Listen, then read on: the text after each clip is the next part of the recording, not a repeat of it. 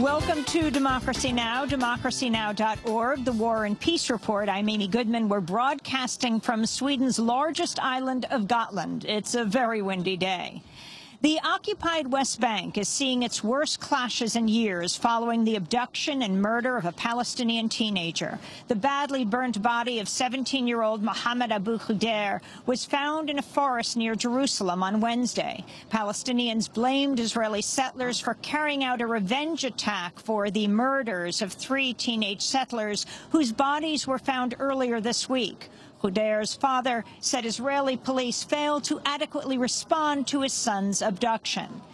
Hours after Khudair's body was found, Israeli forces fired rubber-coated bullets at scores of Palestinian youths in the streets of East Jerusalem and other parts of the West Bank. More than 200 Palestinians were reportedly wounded, including 4 journalists. Palestinian Authority President Mahmoud Abbas blamed Israel's settlement policy in the occupied West Bank for Khudair's death, saying, quote, "Settlers are attacking the Palestinian people every day." The Palestinian teen's killing follows calls for revenge from Israeli political leaders and a march that saw demonstrators chanting "Death to the Arabs." In response, hundreds of Israelis gathered in Jerusalem Wednesday to protest violent incitement.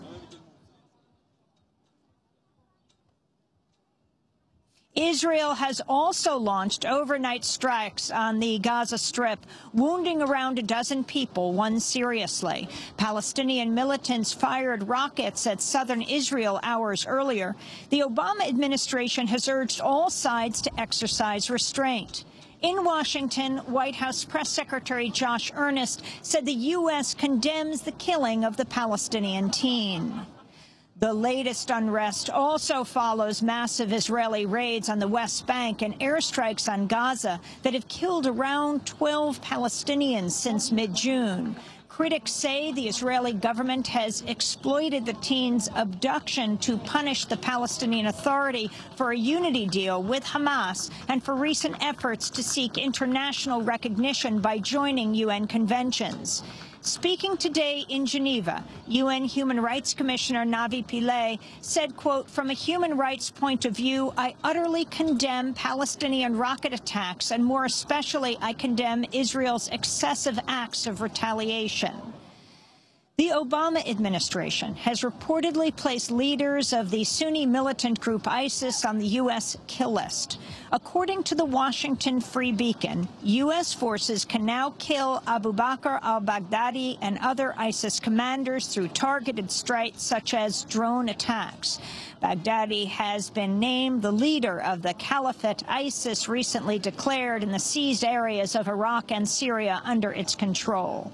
In a message to supporters, Baghdadi called on Muslims worldwide to join the group.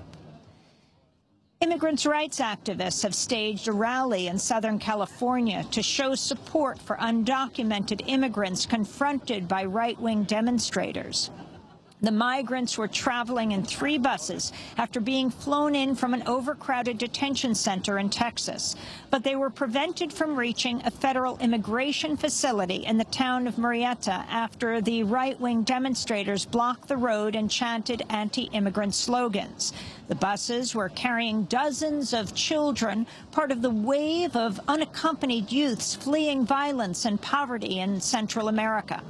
Enrique Morones of the group Border Angels said the children were subjected to hate. The anti-immigrant activists were encouraged by local officials, including Murrieta Mayor Alan Long, who called the migrants a public safety threat. In response to the migrant crisis, the Obama administration has asked Congress for fast-track authority and additional funding to speed up the deportation of children.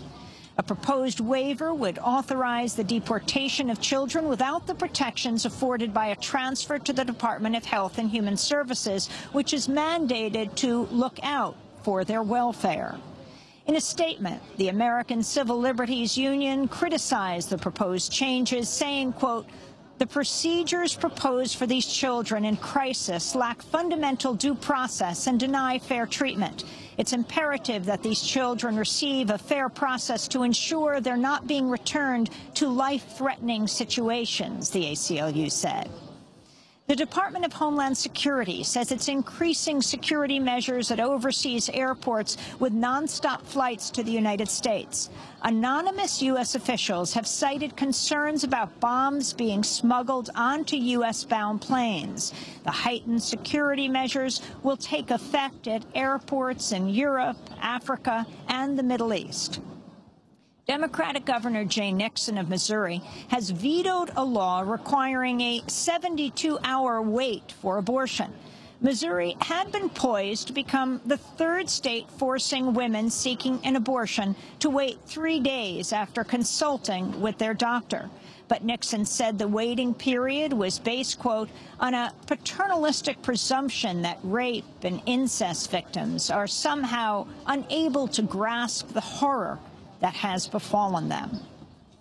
A new law has taken effect in Georgia, massively expanding weapons permits in public places. The law lets gun owners take weapons into bars, churches, government buildings, and schools under certain conditions. Meanwhile, in New Jersey, Republican Governor Christie has vetoed a measure that would have reduced the legal ammunition magazine from 15 bullets to 10. Christie said the restriction would have done nothing to prevent mass shootings, but critics accused him of catering to Republican primary voters ahead of a potential run for president. In other news, the retail giant Target has banned the carrying of guns in all of its stores nationwide, even in states where it's legal. In a statement, Target said carrying weapons, quote, is at odds with the family-friendly shopping and work experience we strive to create, they said. The move comes after the gun control group Moms Demand Action launched a national petition in response to pro-gun advocates who openly carried their weapons at retail stores. Occupy Wall Street activist Cecily McMillan has been released after nearly 2 months behind bars. McMillan was convicted in May of assaulting a police officer at a 2012 protest. She says she struck out instinctively when her breast was grabbed from behind.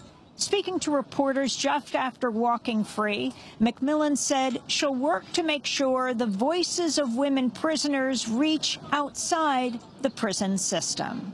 That if Judge Leibel, Cyrus Vance, or Michael Bloomberg set out to make an example out of me to dissuade dissent, this has had the exact opposite impact. I am absolutely and further committed to fighting for rights and freedoms that I did not even realize had been eroded to the extent that they have. I will work tirelessly to make sure that these women's voices reach outside of that prison system, and I feel like we have finally made a real and concrete step towards affecting a true possibility of the statement, we are the 99%. And Stephen Gaskin has died at the age of 79. In the 70s, Stephen Gaskin founded The Farm, one of the nation's longest-lasting communes in Tennessee. In 1980, he became the first winner of the Right Livelihood Award, known as the Alternative Nobel Peace Prize, for his work as founder of the global relief and education group Plenty International. And those are some of the headlines. This is Democracy Now!, democracynow.org, The War and Peace Report. I'm Amy Goodman.